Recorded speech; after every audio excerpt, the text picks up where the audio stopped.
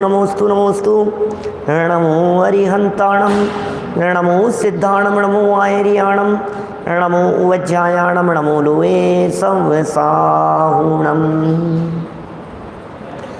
वंदितु सवसिद्धे ध्रुवमचलमणो वमं गदिं पते वोचामि समय पाहुड मिणमो सुद केवली भणिदम नमः समय साराय स्वानुभूत्या चकासते चित्स्वभावाय भावाय सर्वभावांतरचिदे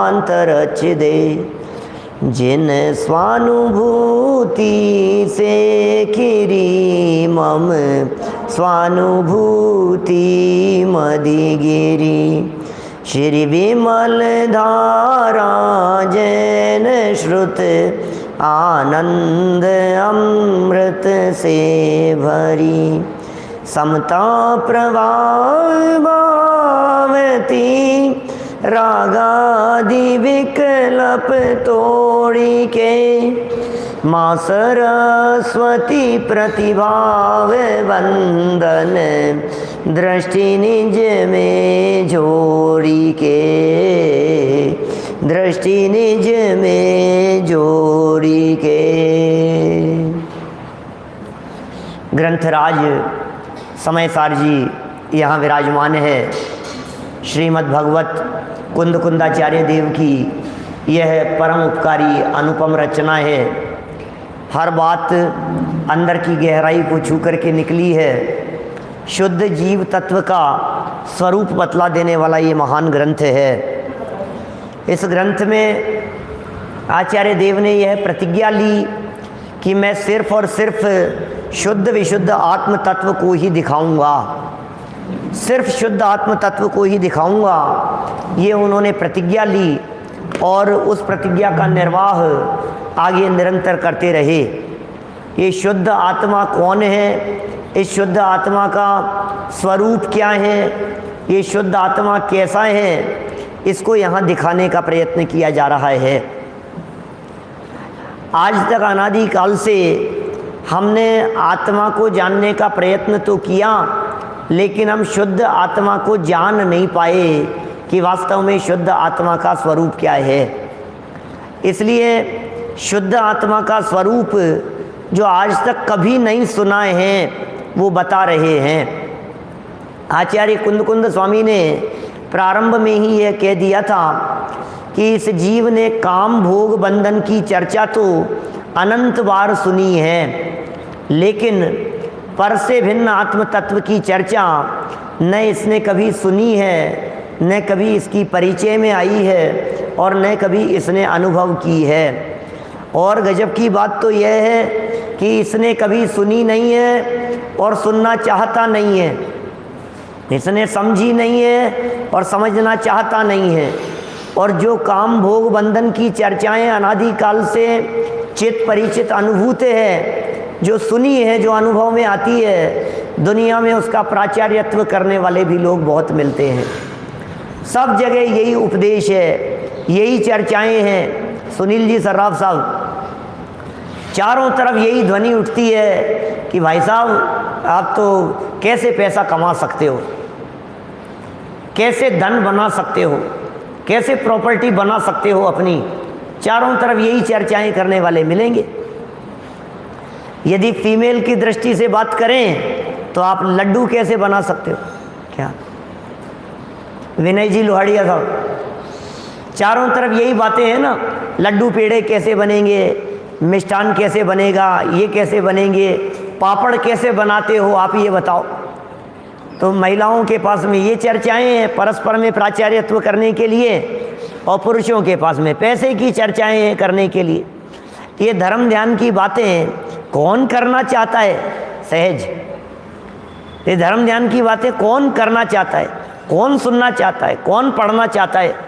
कुंदकुंदाचार्य देव ये कहते हैं कि तुम कौन हो ये बता रहे हैं। हम कौन हैं, हम कौन हैं ये बता रहे हैं कुंदकुंदाचार्य देव। हम आत्माएं हैं, और कैसे आत्माएं हैं? हम शुद्ध आत्माएं हैं। माने हमारे शुद्ध आत्म स्वरूप में ये शरीर मन वाणी तो है ही नहीं, ये तो हमारे शुद्ध आत्मा में है ही नहीं। लेकिन यदि और गहराई में जाकर के देखें तो जो विकल्प उठते हैं, विकारी भाव, वो भी हमारे आत्मा से बाहर बाहर हैं। जितनी चर्चा यहाँ की जा रही है, यदि इसको थोड़ा गहराई में जाकर के देखें तो पर्याय मात्र से परे शुद्ध आत्मा का निर्णय कराने की चर्चा चल रही है। पर्याय मात्र से पार अपने आत्मा का स्वरूप है। प्रकरण चल रहा है 50 से 55 नंबर तक की गाथाओं का। बहुत ही सुंदर मार्मिक गाथाएं हैं जो भेद विज्ञान कराती है हमारे को। भेद विज्ञान कैसा है, भेद विज्ञान कैसे हो, भेद विज्ञान कैसे किया जा सकता है, ये चर्चाएं हमारे को इस ग्रंथ के माध्यम से जानने को मिलेंगी। देखिए प्रकरण क्या है। प्रकरण यहाँ है 29 प्रकार के बोलों से भेद विज्ञान। 29 बोल कौन से हैं, एक बार गाथा पढ़ लें क्या कुंद कुंदाचार्य देव की शरण में आकर। यद्यपि बहुत सारे लोग गाथाएं पढ़ने में बोर हो जाते हैं, ऐसा लगता है, और फिर गाथाएं भी कम नहीं है, 6 गाथाएं एक साथ। लेकिन भाई बोर नहीं होना। जैसा अभी अपन ने रत्नत्रय विधान जो आज किया, उसमें सम्यक ज्ञान के अंगों में हमने शुद्ध उच्चारण को भी बहुत महत्व दिया है। बहुत भावपूर्वक उच्चारण ही से, कोई बात नहीं, कुछ समझ में आए या नहीं आए, एक बार बोलो तो सही, कुछ समझ में आए या नहीं आए, एक बार कुंद कुंदाचार्य देव के शब्द हमारी जबान से निकल रहे हैं। आप कल्पना कीजिए, मैं कहता हूँ कभी ऐसा, बहुत सारे साधर्मी जो लोग सामने सुन रहे हैं, जिस समय आप कुंद कुंदाचार्य देव की प्राकृत गाथाओं को बोल रहे हैं, उस समय आपकी जबान पर साक्षात कुंद कुंद आचार्य देव आकर के विराजमान हो गए हैं। कभी सोचते हैं कि ऐसा, जब हम प्राकृत की गाथाएं बोल रहे हैं तो कुंद कुंदाचार्य देव आ गए, और जब हम भावपूर्वक ये गाथाएं बोल रहे होते हुए तो उस समय हमारे हृदय में आचार्य कुंद कुंद विराजमान होते हैं। सुनी के नहीं, जानी के नहीं आपने ऐसी बातें कभी। जब आप भावपूर्वक तत्वार्थ सूत्र बोल रहे होते हैं तो आपके कंठ में और आपके हृदय में उमा स्वामी आचार्य विराजमान होते हैं। जब आप भाव और श्रद्धा पूर्वक भक्तामर स्तोत्र बोल रहे होते हैं तो आपके कंठ और हृदय में मानतुंगाचार्य विराजमान होते हैं। जब हम ये गाथाएं बोल रहे होंगे तो सामने वाला व्यक्ति ये नहीं समझे कि हम बोल रहे हैं, अपितु ये समझना कि ये कुंद कुंदाचार्य बोल रहे हैं। ये बात कौन कह रहा है, हम थोड़ी ना कह रहे हैं, ये बात कोई हमारे घर की थोड़ी ना है, ये बातें तो आचार्यों के हृदय की हैं। भाई देवेंद्र शास्त्री जी, ये बातें तो आचार्य देव कह रहे हैं। इसलिए बहुत श्रद्धा पूर्वक जब कभी आपको ऐसा मौका मिले मूल गाथाएं पढ़ने का तो जरूर पढ़ना, जरूर उनका वाचन करना। अभी हमने अजमेर ऋषभायतन में समयसार कीर्ति स्तंभ विराजमान किया, उस प्रसंग पर भी हमने ये बात कही थी कि ये जो गाथाएं यहाँ कीर्ति स्तंभ के माध्यम से लगाई गई है, अरे रोजाना कम से कम एक गाथा ही बोलो, लेकिन बोलो जरूर, जरूर बोलिए, आप पाठ कीजिए। चलिए बोलते हैं हम। यहाँ पेज नंबर है, मेरे पास जो पुस्तक है जो सबके पास में घर घर पहुँची है, 112 नंबर का पेज है। यहाँ कितना पेज है? 98। पुरानी पुस्तकों में 98 नंबर पेज पर है। जीवसनतिवन्नो न विगंधो न विरसो न वियफासो न विरूवं न शरीरं न विसंठानं न संहननं जीवसनतिरागो न विदोषो नेव विज्यते मोहो नोपचयाणकम्मं नोकम्मं चाविषेणति जीवसणतिवगो नवगणानेव फडया के नो आज पठाणा नेवयणुभाग ठाणाणी तिकेई जोय ठाणाण बंद ठाणावा नेवय उदय ठाणा नमगण ठाणया के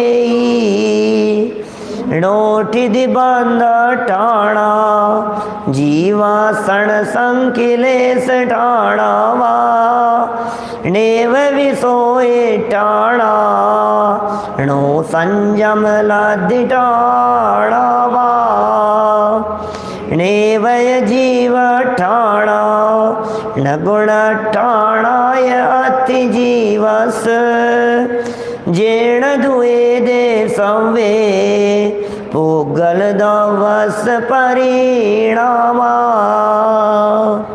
अब तो सब मिलकर के बोलना, हिंदी तो है ना, हिंदी वाली गाथाएं, इनका पद्यानुवाद आगे पेज पर दिखेगा आपको।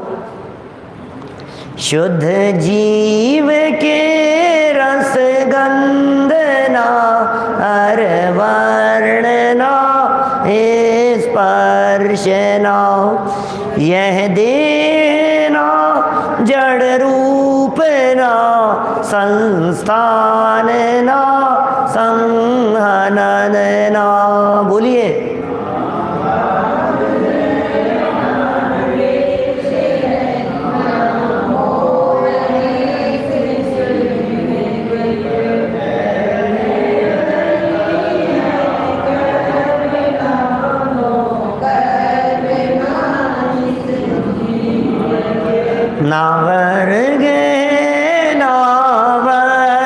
नावर्गणार कोई स्पर्धक नहीं, हर नहीं है अनुभाग के अध्यात्म के स्थान भी, योग के स्थान नहीं, हर बंद के स्थान नाम, उदय के स्थान नहीं, हर मार्गणाए स्थान ना, स्थिति बंद के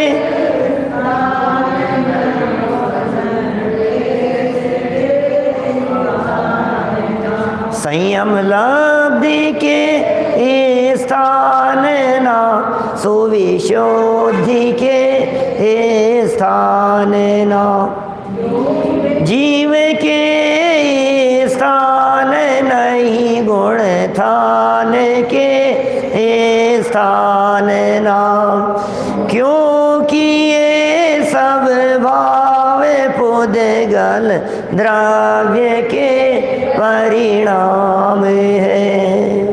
कितनी बातें कह दी।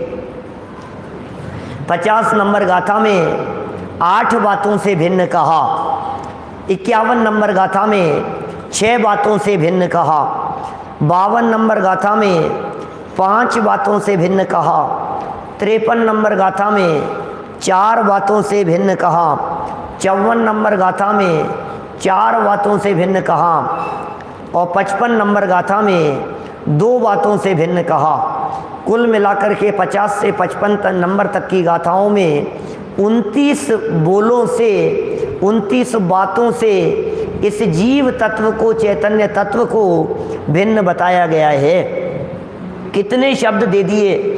शुद्ध जीव में क्या क्या नहीं होता है, शुद्ध आत्मा में क्या क्या नहीं है, शुद्ध आत्मा किन किन से भिन्न है, ये बताया है। मैं 29 शब्द बोल रहा हूँ, उंगलियों पर गिन लेना चाहें तो आप।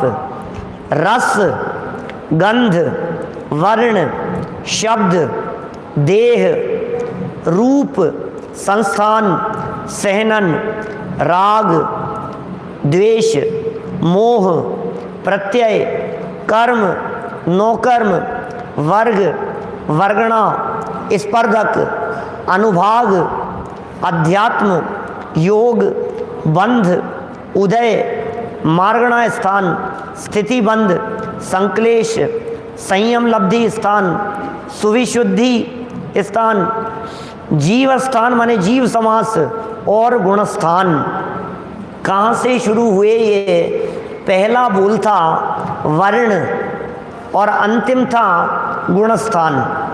आगे भी इस पूरे समय सार में कई जगह पर ऐसी बातें आएगी जब ये कहेंगे वर्णादि से लेकर गुणस्थान तक, ऐसे शब्द मिलेंगे आपको। समय सार तो पढ़ा ही है आप लोगों ने, यहाँ कई बार इस तरह की बातें कही जाएगी। वर्ण से लेकर गुणस्थान तक जीव नहीं है। वर्णादि के अंदर अचेतन लेना, पुद्गल लेना और अंत में आते आते गुणस्थानों तक पहुँचते हुए जीव की विकारी और अविकारी पर्यायों को लेना। आखिर गुणस्थान क्या है बतलाइए? आखिर गुणस्थान क्या है? जीव की विकारी अवस्थाएं और निर्विकारी अवस्थाएं, इन्हीं का नाम तो गुणस्थान है। विकारी अवस्थाओं में मिथ्यात्व गुणस्थान, अविरति, ये सब चर्चाएं हैं। और कहेंगे मिथ्यात्व, सासादन, मिश्र, ये सब विकारी अवस्थाएं लगा लीजिए। और फिर सम्यक दर्शन और ऊपर से ऊपर लगाते हुए कुछ बीच में विकारी अविकारी दोनों मिश्र दशाएं हैं। और ऊपर चले गए तो शुद्ध अवस्थाएं, अनंत दशा।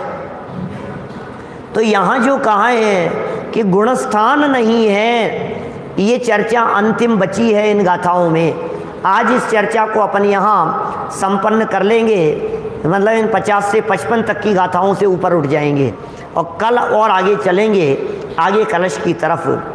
जब इस जीव के लिए ये कहा गया कि वर्णादि नहीं है, तो इसका दिमाग ठनक गया कि कैसी बात कर रहे हो आप, वर्णादि मेरे नहीं है, ये बात तो जच नहीं रही है हमारे को। फिर कहा भाई वर्णादि तो है ही नहीं, अभी और आगे चलो। बोले मार्गणा और गुणस्थान भी नहीं है, तो बोले फिर तो जचती ही नहीं है बात। लेकिन भाई गहराई से विचार करना, यहाँ आत्मा की चर्चा कर रहे हैं, शुद्ध आत्मा की चर्चा कर रहे हैं। यहाँ उस आत्मा की चर्चा कर रहे हैं जिस आत्मा के श्रद्धान का नाम सम्यक दर्शन है। यहाँ उस आत्मा की चर्चा कर रहे हैं जिसको जानने का नाम सम्यक ज्ञान है। यहाँ उस आत्मा की चर्चा कर रहे हैं जिसमें लीनता का नाम सम्यक चारित्र है। जो आत्मा ध्यान का विषय है, जो आत्मा श्रद्धान का विषय है, जो आत्मा अपनापन करने योग्य है, जो आत्मा समझने से भगवान बनने का मार्ग शुरू होता है, उस आत्मा की चर्चा कर रहे हैं। ये साधारण किसी आत्मा की चर्चा नहीं है, ये किसी संसारी आत्मा की चर्चा नहीं है। ये जो आत्मा की चर्चा की जा रही है, ये उस आत्मा की चर्चा की जा रही है जिसे जानकर समझकर भगवान बना जा सकता है। ये कोई साधारण बातें नहीं है। हो सकता है आपको नीरसता लगे, हो सकता है आपको ऐसा लगे अरे यार ये तो मज़ा ही नहीं आया, कोई मज़ेदार बात बतलाओ आप, ये तो कोई मज़ेदार बात नहीं आई इसमें। अरे ये यदि समझ में आ गई तो फिर सारा मज़ा इसी में दिखाई देगा। ये शुद्ध आत्मा यदि पकड़ में आ गया तो फिर दुनिया का सारा रस फीका पड़ जाएगा और ये जो आत्मा का रस है, अतीन्द्रिय आनंद रस, ये ही ऊर्ध्व हो जाएगा। देखिए अपनी बात चल रही है, दुनिया में तो ऐसा होता है अपनी बात चलती है तो कान खड़े हो जाते हैं। दीवार के पीछे से भी कहीं कोई अपना नाम सुनने को मिल जाए ना, क्या इतना सा कहे वो संजीव जी, इतना वाक्य कान में पड़ा तो कितना भी काम कर रहे हो, एक कोई मेरे बारे में कुछ कह रहा है, मेरी चर्चा चल रही है, ऐसे कान खड़े हो जाते हैं, कान लग जाते हैं उधर। और जब शुद्ध आत्मा की चर्चा चलती है तो इस चर्चा को तो ये दूसरों की चर्चा समझता है। चलिए मैं तो थोड़ा और आगे बढ़ रहा हूँ, 2-3 पेज बदलिए आप, हम अंतिम बोल की तरफ आ गए हैं। 3-4 पेज बदलेंगे तो आपको 29 नंबर का एक बोल दिखाई देगा। 28 और 29, बस इन 2 की चर्चा आज करके इसकी टीका को पूरी करेंगे अपन।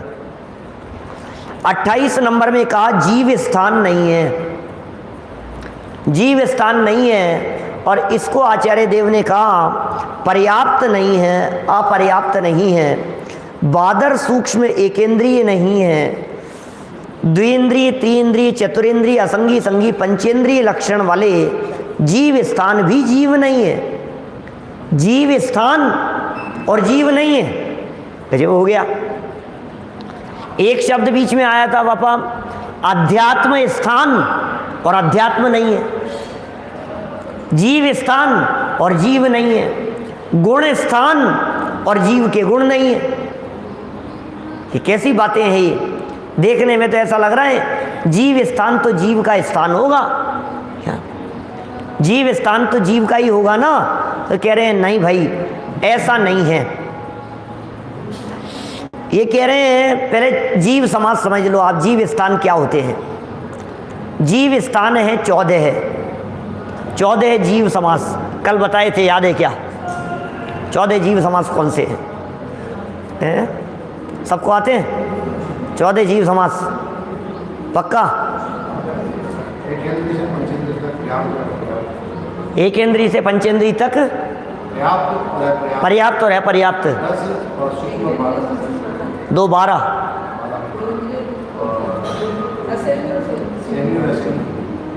12 और 2 14, गड़बड़ हो गई थोड़ी सी। हाँ, अभी पर्याप्त और अपर्याप्त जो लगेंगे ना, ये सूक्ष्म भी पर्याप्त अपर्याप्त है, बादर भी पर्याप्त अपर्याप्त है ना। अभी सुनना क्या चीज़ है ये, क्या सूक्ष्म बादर, क्या पर्याप्त अपर्याप्त, 2-4 मिनट के अंदर बात पूरी करूंगा, फिर गुण स्थानों की तरफ बढ़ूंगा और फिर आध्यात्म स्थान की विशेष चर्चा करके आज की चर्चा को पूरी करेंगे। देखिए, सबसे पहले अपन कहाँ चल रहे हैं, एकेंद्रिय की बात करो तो एकेंद्रिय सूक्ष्म और एकेंद्रिय बादर। एकेंद्रिय जीव 2 तरह के होते हैं, सूक्ष्म और बादर क्या होते हैं? सूक्ष्म होते हैं वे जीव जो किसी के भी आश्रय से नहीं रहते।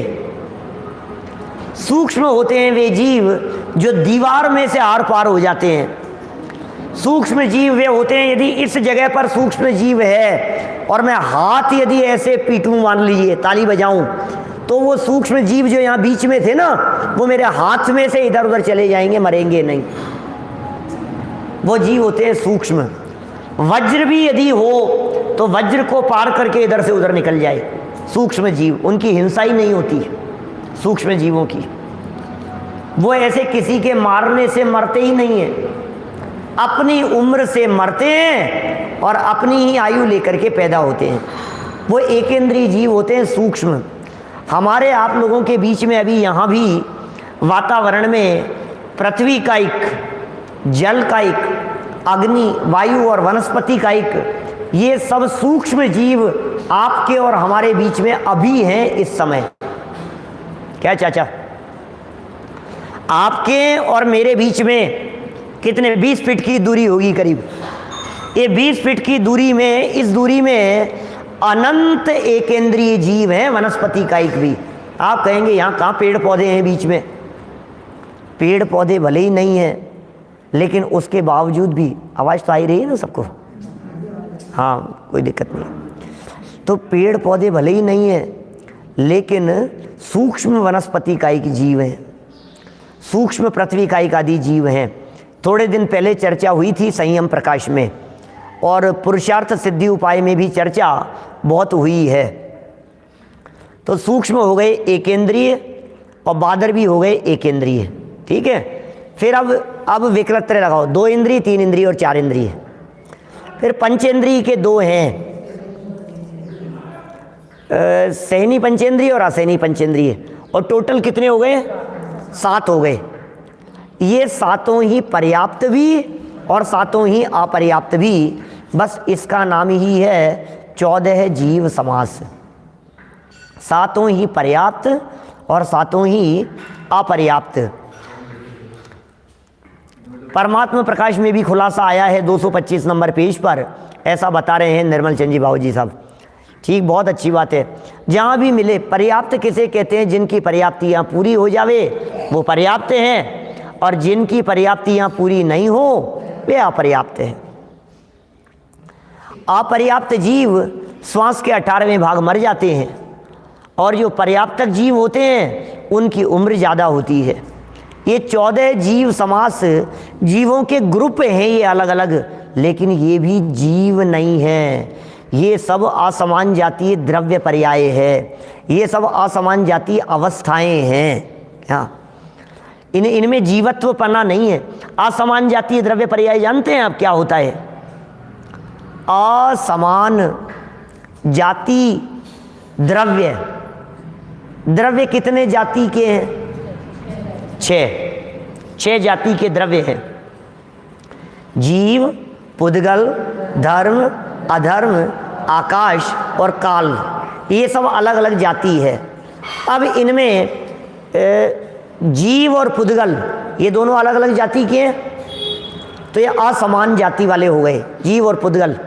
और इन जीव और पुद्गल की मिली हुई जो अवस्था पर्याय हो वो असमान जातीय द्रव्यों की पर्याय। जैसे हम बैठे हैं सब, पारस जी साहब, हम यहाँ बैठे हैं और हम बैठे हैं, तो अब हम कौन हैं? तो ये शरीर और आत्मा, ये दोनों की मिली हुई अवस्था ये दिख रही है, इसका नाम है मनुष्य दशा।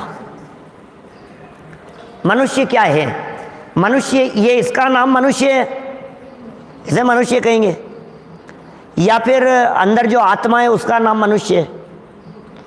आत्मा वो जीव जाति का द्रव्य है, शरीर ये पुद्गल जाति के द्रव्य हैं, और इन दोनों की मिली हुई जो अवस्थाएं हैं वो अवस्थाएं मनुष्य अवस्था, तिर्यंच अवस्था, देव अवस्था, नारकी अवस्था। ये सब जीव समासों में मनुष्य, तिर्यंच, देव, नारकी भी बतलाए हैं। जीव समास जो अभी अपन ने 14 भेद देखे हैं, ये बढ़ा करके 406 भेद तक बतलाए हैं शास्त्रों में जीव समास के। गोमट सार जीव कांड में 98 जीव समास और 406 जीव समास तक की चर्चा की है। तो अभी हमने कहा भाई ये पर्याप्त जीव है या अपर्याप्त जीव है, तो बोले असमान जाति द्रव्य पर्याय को जीव कह रहे हो। वास्तव में जीव कोई एक इंद्रिय नहीं होता, जीव कोई 2 इंद्रिय नहीं होता, जीव कोई विकलत्रय नहीं होता, जीव कभी सूक्ष्म बादर नहीं होता, जीव कभी संगी असंगी पंचेंद्रिय नहीं होता, जीव कभी मनुष्य तिर्यंच नहीं होता। इसलिए जीव को मनुष्य, तिर्यंच, संगी असंगी पंचेंद्रिय आदि कहना ये सब बहुत बड़ी भूल है। इस तरह से उसे जीव समास से भिन्न कहा गया। अब कहा उसके आगे गुणस्थान भी जीव नहीं है। बोले गुणस्थान जीव नहीं है। बोल पढ़ता हूं यहां से, 14 गुणस्थानों के नाम बतला करके यहां चर्चा की है। मिथ्या दृष्टि, सासाधन सम्यक दृष्टि, सम्यक मिथ्या दृष्टि, ये सब नाम है। गुणस्थानों के नाम याद होंगे ना? गुणस्थानों के नाम याद है या नहीं? मिथ्यात्व, सासाधन, फिर मिश्र सम्यक मिथ्या दृष्टि हो गया, फिर असंयत सम्यक दृष्टि, फिर संयता संयत, फिर प्रमत्त संयत 6ठा गुणस्थान, फिर अप्रमत्त संयत 7वां गुणस्थान, फिर अपूर्वकरण उपशमक, अपूर्वकरण उपशमक कौन से गुणस्थान का नाम है? 8वां उपशम श्रेणी वाला। फिर साथ में इन्होंने तथा क्षपक भी कह दिया। 8वां गुणस्थान उपशम श्रेणी वालों का, 8वां गुणस्थान शपक श्रेणी वालों का। फिर 9वें गुणस्थान का नाम है अनिवृत्तीकरण, और 10वें गुणस्थान का नाम है सूक्ष्म सांपराय। 9वें गुणस्थान को जब अनिवृत्तीकरण और 10वें को सूक्ष्म सांपराय कहा, जब 10वें को सूक्ष्म कहा है तो 9वें को बादर सांपराय कह देते हैं। क्या कहा? वापस सुनना। 10वें गुणस्थान का नाम सूक्ष्म सांपराय है, 10वें में सूक्ष्मता है, सूक्ष्म सांपराय। तो 9वें में बादर है, स्थूलता है, इसलिए 9वें गुणस्थान को बादर सांपराय भी कह देते हैं। इसलिए अनिवृत्तीकरण, बादर सांपराय, उपशमक उपशम श्रेणी वाला, और अनिवृत्तीकरण, बादर सांपराय, शपक शपक श्रेणी वाला 9वां गुणस्थान। ऐसे ही सूक्ष्म सांपराय, उपशमक तथा शपक, माने ये 10वां गुणस्थान सूक्ष्म सांपराय जो कहा है ये उपशम श्रेणी वालों का भी, और 10वां गुणस्थान शपक श्रेणी वालों का भी। फिर 11वें गुणस्थान का नाम उपशांत कषाय, 12वें गुणस्थान का नाम क्षीण कषाय, 13वें गुणस्थान का नाम सयोग केवली और 14वें गुणस्थान का नाम अयोग केवली। ये भेद वाले गुणस्थान भी जीव नहीं हैं। 14 गुणस्थानों के नाम बतला दिए और नाम बतला करके ये कह दिया ये 14 गुणस्थान भी जीव नहीं हैं। गुणस्थान जानते हैं या नहीं जानते हैं आप? क्या कितने लोग हैं जो गुणस्थान जानते हैं? क्या देखो, मैं गुणस्थान आपको 2-4 मिनट में गुणस्थान समझा देता हूँ। थोड़ी माइक से आवाज़ गूंज रही है क्या? बंद कर दूँ क्या माइक? हैं, आवाज़ गूंज बिना माइक के अच्छी आ रही थी बीच में। तो हमारे सामने साधर्मी लोग कह रहे हैं इसलिए कह रहा हूँ, हटा देता हूँ।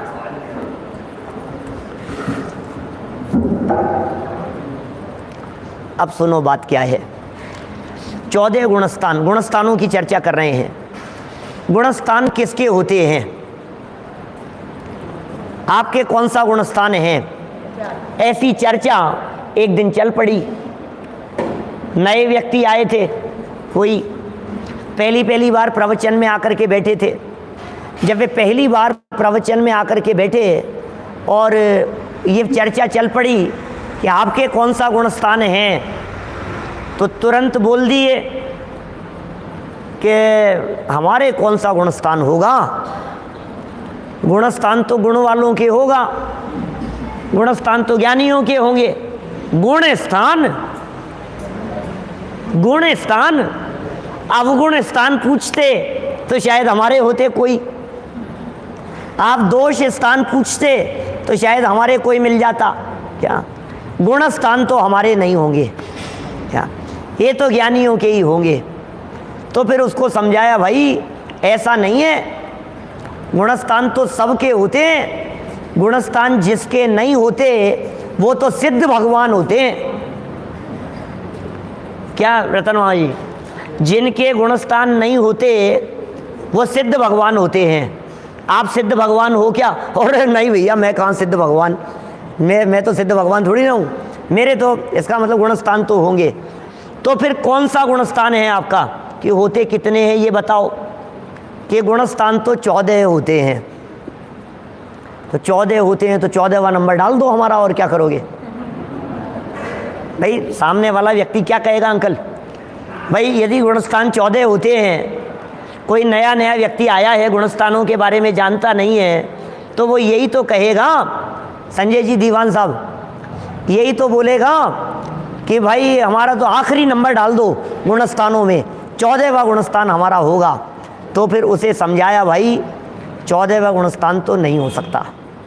क्यों नहीं हो सकता साहब? हमारे आखिरी नंबर क्यों नहीं डाल सकते हमारे?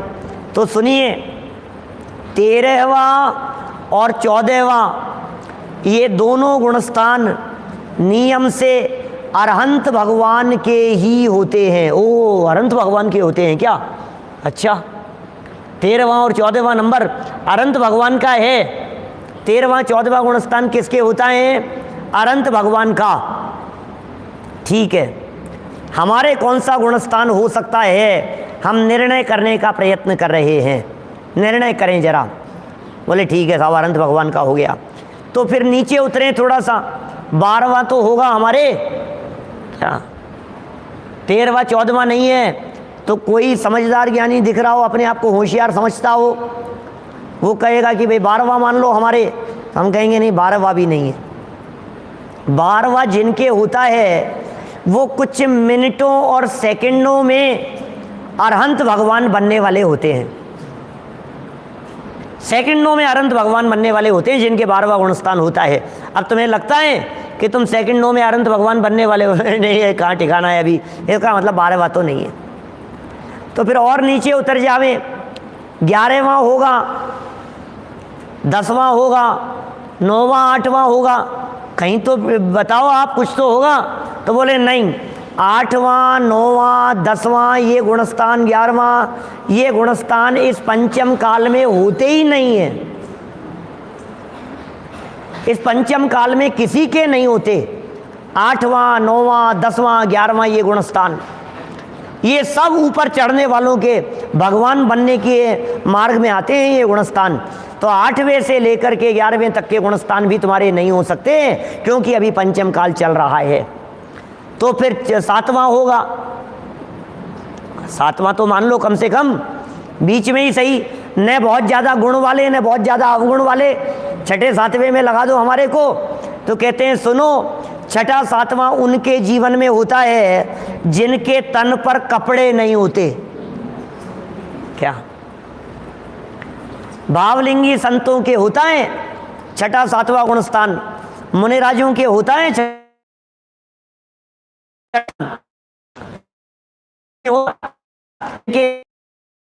जिनके तन पे न तार, में जिनके आनंद अपार, ऐसे मेरे मुनिवर हैं बारंबार नमूं, ऐसे मेरे गुरुवर हैं बारंबार नमूं।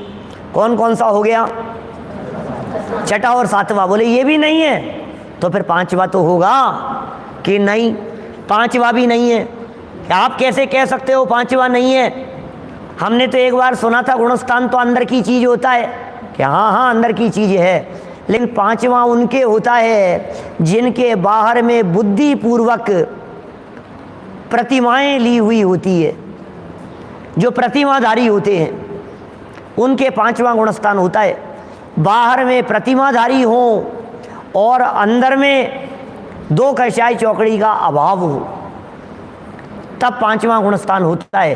हो क्या है, क्या ऐसा कि नहीं प्रतिमाधारी तो नहीं है साहब, तो फिर 4था तो होगा। 4था गुणस्थान ही बता दो हमारे, 4था तो हो ही सकता है ना। बोले सुनो, 4था भी उनके होता है जिन जीवों के 3 मकार आदि का त्याग, 25 दोषों से रहित, 8 मूल गुणों का पालन करने वाले, अनीति अन्याय और अभक्ष्य के त्यागी, 7 व्यसन अनीति अन्याय अभक्ष्य के त्यागी, 8 मूल गुणों का पालन करने वाले हों। करते हो अनीति अन्याय अभक्ष्य का त्याग है कि नहीं है? ऐसा तो नहीं है क्या?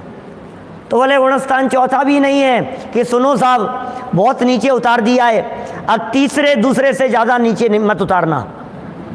क्या तीसरा दूसरा तो होगा? तो उनसे कहा भाई तीसरा और दूसरा उनके होता है जो 4थे से नीचे उतरते हैं। जब तुम्हारे कभी जीवन में 4था ही नहीं हुआ तो तीसरा दूसरा भी नहीं हो सकता। क्या नियम से जो 4थे गुणस्थान से नीचे गिरते हैं, माने 4थे गुणस्थान होने के बाद वापस रिवर्स गाड़ी जब आती है ना तो ही होता है। जैसे हम ये बात कहें, हम शिखर जी की चर्चा करें तो बोले डाक बंगले गए हो क्या, कि तुम ऊपर ही नहीं गए तो नीचे उतरते समय आएगा डाक बंगला? समझ में आ रही है बात? हैं उन्हीं के होगा जो 4थे से नीचे उतरे हुए होंगे। क्या तो 4था जिनके नहीं हुआ उनके तीसरा दूसरा भी नहीं हो सकता। बोले यार आप तो बहुत ही नीचे गिरा दिया हमारे को, तो ठीक है फिर तो हमारे कोई नहीं है गुणस्थान कि भैया जिसके नहीं होते वो सिद्ध भगवान होता है। क्या बोल क्या करना है? तो बोले पहला गुणस्थान होगा। ये वो बादशाही गुणस्थान है क्या जिस बादशाही दशा से आज तक उतार नहीं पाए। कितने भी उपदेशदाता मिल गए, क्या तीर्थंकरों तक ने उपदेश देकर के हम उतारने की चेष्टा की, ज्ञानी धर्मात्माओं ने, मुनिराजों ने, लेकिन इस गुणस्थान का पीछा छोड़ा नहीं। उस गुणस्थान का नाम है पहला गुणस्थान, मिथ्यात्व गुणस्थान है। तो इस तरह से देखिए, और दूसरे शब्दों में यदि मैं संक्षेप में इन 14 गुणस्थानों की यदि बात कहूँ, निहाल जी बाबूजी साहब पीतल फैक्ट्री वाले, देखो क्या कह रहे हैं ये। यदि और गहराई से बात करें तो वे लिखते हैं, ऐसा कहते हैं शास्त्रकार, इस तरह की बात बतलाते हैं कि 13वां 14वां अरहंतों का, 6ठे से लेकर के 12वां मुनिराजों का, और पहले से लेकर के 5वां मिथ्या दृष्टि और सम्यक दृष्टि व्रती गृहस्थों का। पहले से पांचवा मिथ्या दृष्टि, सम्यक दृष्टि और व्रती गृहस्थ, ये पहले से पांचवा।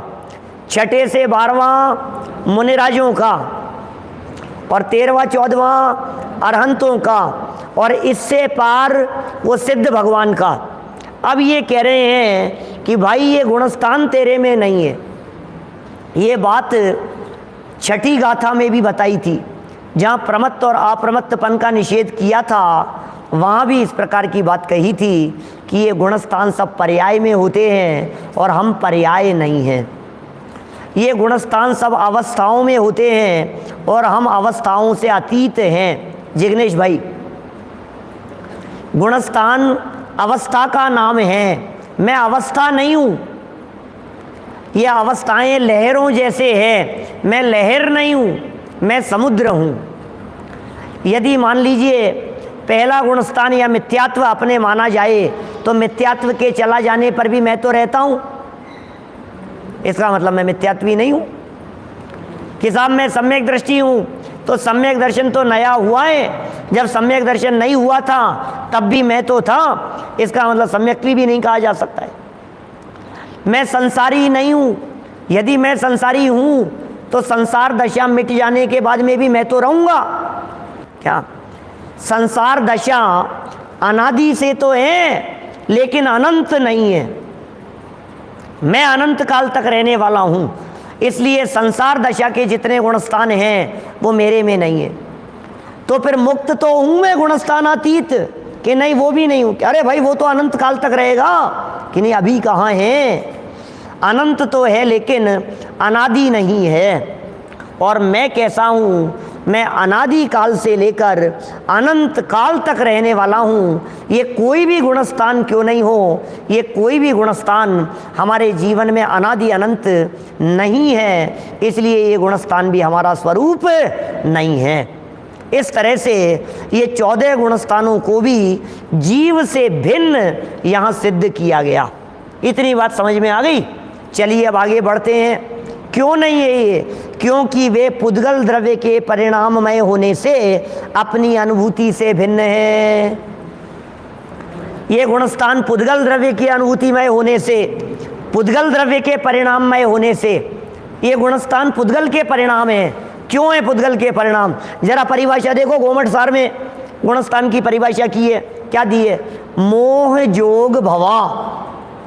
मोह और योग के निमित्त से। मोह तो पुद्गल है कि हाँ, योग तो पुद्गल है कि हाँ। बोले मोह और योग के निमित्त से जो होते हैं वे गुणस्थान होते हैं। गुणस्थानों में तो मोह व्याप्त है, गुणस्थान में तो योग ही योग दिखाई देते हैं। पहले से लेकर 12वें गुणस्थान तक मोह का सद्भाव और अभाव की अपेक्षा से है, पहले से 12वां गुणस्थान। और 13वां और 14वां गुणस्थान ये योग के सद्भाव और योग के अभाव की अपेक्षा से है क्या?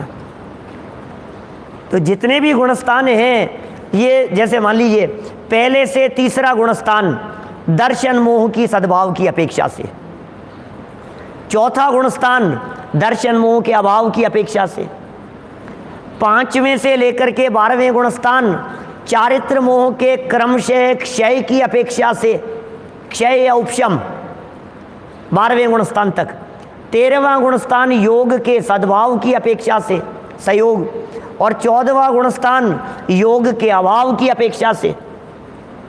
तो पहले से 14 तक के जितने गुणस्थान कहे हैं ये मोहनीय कर्म और योग, इनका अभाव और इनका सद्भाव, बस इसी अपेक्षा से कहे गए हैं। और मोह और योग दोनों पुद्गल हैं, तो ये पुद्गल के परिणाममय गुणस्थान दिखाई देते हैं, इसलिए मुझसे अत्यंत भिन्न है। इस तरह से ये कुल मिलाकर 29 बातों से यहाँ वेद विज्ञान करा दिया। चलिए आगे पढ़ते हैं। इस प्रकार ये 29 प्रकार के सभी भाव पुद्गल द्रव्य के परिणाममय होने से जीव नहीं हैं। आचार्य अमृतचंद्र की उक्त टीका में वे पुद्गल द्रव्य के परिणाम होने से अपनी अनुभूति से भिन्न है, यह वाक्य 29 बार दोहराया गया है। क्या 50 से लेकर के 54 तक की गाथाओं में तो लिखा ही नहीं पुद्गल के परिणाम है। 55 वाली गाथा में भी पहली लाइन में नहीं लिखा, अंतिम लाइन में लिखा बस पहले से ये कहते रहे जीव के स्थान नहीं, इसके स्थान नहीं, उसके स्थान नहीं, ना वर्ग है ना वर्गणा, ना कोई स्पर्धक कहे वर्ग वर्गणा, ये सब नहीं है। लास्ट लाइन में आकर के जो बात कह दी, अमृत चंद्राचार्य ने कहा कि यह अंत दीपक है। जो बात 55वीं गाथा में कही है उस बात को 51, 52, 53, 54 और 50 इन सब गाथाओं के साथ में जोड़ लो, ये सब पुद्गल द्रव्य के परिणाम हैं। तो अमृत चंद्राचार्य देव ने उस वाक्य को 29 बार दोहराया है। यह हेतु वाक्य है जो उक्त भावों में जीवत्व का निषेध करने के लिए लिखा गया है। हेतु वाक्य जानते हैं क्या होता है? हेतु वाक्य माने ये हेतु दिया गया है, कारण बताया गया है, आखिर ये जीव क्यों नहीं है, आखिर मोह जीव क्यों नहीं है, आखिर राग द्वेष जीव क्यों नहीं है, आखिर गुणस्थान मार्गणा स्थान जीव समास ये जीव क्यों नहीं है। तो हेतु क्या दिया? बोले पुद्गल द्रव्य से रचित होने के कारण ये जीव से भिन्न है। पुद्गल द्रव्य के परिणाममय होने के कारण जीव से भिन्न है। शुद्ध जीव की पहचान कर रहे हैं भाई साहब। टीका पूरी हो गई है। देखिए अंतिम कुछ महत्वपूर्ण बातें, 2 बातें महत्वपूर्ण आई है इसमें जो समझने योग्य है, बाकी तो सब सरल है। उन 2 बातों को यहाँ दादा बता रहे हैं। वैसे संपूर्ण टीका अत्यंत स्पष्ट है, सुलभ है, अतः इसके प्रतिपादन में कुछ भी लिखने की आवश्यकता नहीं है। इसके प्रतिपादन में फिर भी कुछ बिंदु ऐसे हैं जिनका स्पष्टीकरण अपेक्षित है। 2 बिंदु कहे हैं ऐसे। पहला पॉइंट, यद्यपि रूप और वर्ण ये दोनों शब्द पर्यायवाची हैं, रूप और वर्ण, क्योंकि शास्त्रों में ही ऐसा कहते हैं स्पर्श रस गंध रूप, रूप रस गंध स्पर्श, ऐसा बोलते हैं। सुने ना आपने, रूप रस गंध स्पर्श। तो रूप माने क्या होता है? वर्ण। रूप माने वर्ण होता है। जबकि यहाँ पर आप पहले बोल में तो वर्ण से भिन्न कहा और 5वें बोल में रूप से भिन्न कहा। क्या पहले बोल में किससे भिन्न कहा था? ध्यान दीजिए, खोल करके देख लीजिए आप, पीछे पेज पर मिल जाएगा आपको। पॉइंट डालें, पहले में वर्ण से भिन्न कहा और 5वें में रूप से भिन्न कहा। तो क्या फर्क है इनमें, ये बतला रहे हैं। जरा देखिए, ये दोनों शब्द पर्यायवाची शब्दों के रूप में प्रयुक्त होते हैं, पर यहाँ 5 प्रकार के रंगों को तो वर्ण कहा गया है। 5 प्रकार के रंगों को, उनको तो वर्ण कहा गया है। और वर्ण रस गंध स्पर्श, इनको, इन चारों के मिले हुए को रूप, रूप को रूप शब्द से कहा गया है। माने काला नीला पीला लाल सफेद, क्या काला हरा पीला लाल सफेद, इन 5 को तो वर्ण कहा और स्पर्श रस गंध वर्ण जो हो उसे रूप कहा। तो इस तरह से काला नीला पीलापन भी मेरे में नहीं है और जो स्पर्श रस गंध वर्ण है वो भी मुझ में नहीं है। ये बात यहाँ स्पष्ट की गई। 29 बोलों में पहला बोल वर्ण है और 5वां बोल रूप का है। इन दोनों को ध्यान से देखने पर यह बात स्पष्ट हो जाती है। 6 नंबर का पॉइंट देखिए, और महत्वपूर्ण बात, अध्यात्म शब्द, अध्यात्म स्थान जीव नहीं है, अध्यात्म स्थान भी आत्मा नहीं है। अध्यात्म से भी भिन्न है आत्मा। गुणस्थान से भिन्न कह दिया गया था, तब तक तो ठीक था। मार्गणा स्थान जीव स्थान से भिन्न कह दिया, तब तक तो ठीक था। लेकिन अध्यात्म स्थान भी जीव नहीं है, उससे भिन्न कैसे कह रहे हो? अरे अध्यात्म की चर्चा नहीं है भाई। अध्यात्म का अर्थ यहाँ ऐसी जगह की चर्चा कर रहे हैं जिनमें ये सारी दुनिया धर्म मान करके बैठी है, उसका नाम अध्यात्म स्थान है। अध्यात्म स्थान माने अध्यात्म केंद्र। क्या अध्यात्म स्थान जगह जगह बने होते हैं ना, वो क्षेत्र भी और असमान जातीय द्रव्य पर्याय रूप अवस्थाएं भी, उन्हें अध्यात्म स्थान कह करके पुकारा गया है। देखें, पढ़ें क्या लिखते हैं। अध्यात्म शब्द आत्मज्ञान के अर्थ में प्रयुक्त होता है। अध्यात्म माने आत्मज्ञान। अधि का अर्थ है जानना, अधि आत्म, अध्यात्म कहते हैं ना, अध्यात्म। अधि माने जानना और आत्म माने आत्मा को, तो जानना और आत्मा अर्थात आत्मा को, इस प्रकार आत्मा को जानना अध्यात्म है। अध्यात्म माने आत्मा को जानना, अतः आत्मज्ञान ही अध्यात्म है। ये तो अध्यात्म का अर्थ होता है। ये बहुत अध्यात्मवादी हैं, इसका मतलब आत्मा को जानने वाले हैं। पर यहाँ स्वपर के एकत्व के अध्यास को अध्यात्म स्थान कहा गया। ये बहुत महत्वपूर्ण बात है। यहाँ जो अध्यात्म स्थान का निषेध किया गया है, ये स्व और पर इन दोनों की मिली जुली जो अवस्था है उसे धर्म समझ रहा है, उसे आत्मा समझ रहा है। ये जो दिख रहा हूं ना मैं, यही तो आत्मा हूं। योग कर रहे हैं भाई साहब, साधना कर रहे हैं। आप सोचिए, अभी आज चर्चा चल रही थी अपनी सुबह विधान में, रत्नत्रय विधान के अंतर्गत जो सम्यक चारित्र की जितनी चर्चा की, उसमें सब क्या हो रहा है? ये आध्यात्म स्थान का भ्रम हो रहा है।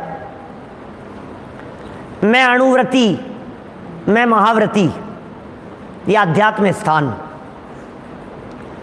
ये योगी हैं, ये साधक हैं, ये आराधक हैं। अभी तो अध्यात्म की बातें हैं, तो साधना करने वाले हैं, अरे ये ध्यान करने वाले हैं। जब हमने कहा ये ध्यान कर रहे हैं तो आपको क्या दिखता है? शरीर और आत्मा मिले जुले नहीं दिखते हैं। जब हमने कहा ये ध्यान कर रहे हैं साहब, तो आपको क्या दिखेगा? आप आंख बंद करके ध्यान का चित्र बनाओ, आपको क्या दिख रहा है? जब आपने ध्यान का चित्र बनाया तो सामने बैठा हुआ व्यक्ति पैर सिमटे हुए हैं, हाथ पे हाथ धर करके बैठा हुआ है, आंखें बंद हैं, आपको लग रहा है ये ध्यान की मुद्रा है। तो बोले ये जो आपको ध्यान वाला दिखाई दे रहा है, ये आत्मा और शरीर, जीव और पुद्गल, इन दोनों के एकत्वपन में आपको ये अध्यात्म दिख रहा है। ये जीव नहीं है।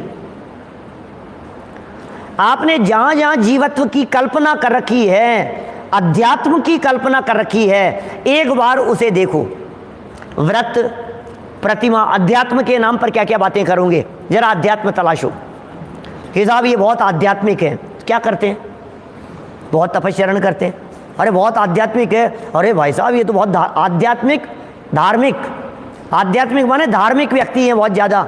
इसका मतलब अरे इनके तो नियम संयम ही बहुत रहते हैं। क्या हमारे संदीप भैया को देखिए तो बहुत व्रत उपवास करते रहते हैं। बोलो, खूब उपवास किया है इन्होंने खूब व्रत लिए, इन्होंने खूब नियम ले रखे हैं, ये बहुत संयम से रहते हैं। बोले ये जो आपको धर्म और अध्यात्म दिखाई दे रहा है, कुंदाचार्य देव कह रहे हैं आत्मा उससे भिन्न है।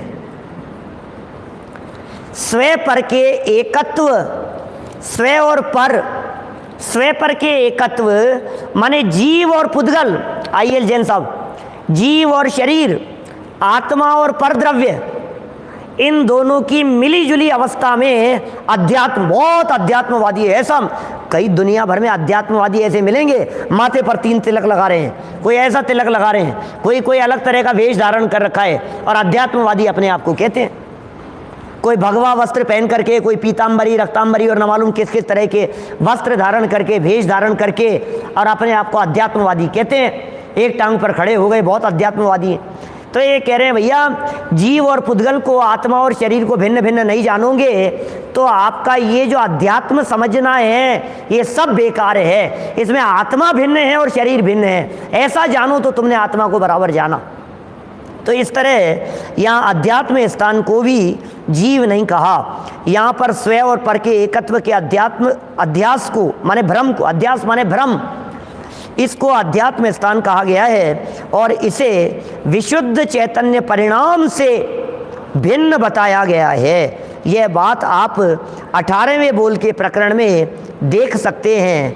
अब इन गाथाओं का उपसंहार करते हुए वर्णाद्यावा राग मोहा दयोवा भिन्ना भावा सर्व एवास्य पुंसः, बहुत ही मार्मिक कलश दिया है, जिस कलश की चर्चा हम कल करेंगे।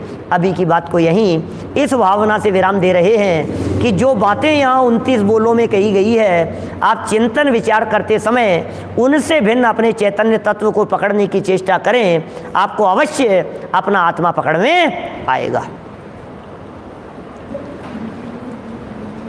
निज निधि निज में बताई, यह अनंत उपकार है। उसके लिए जिन वाणी माँ को वंदना शत बार है, वंदना शत बार।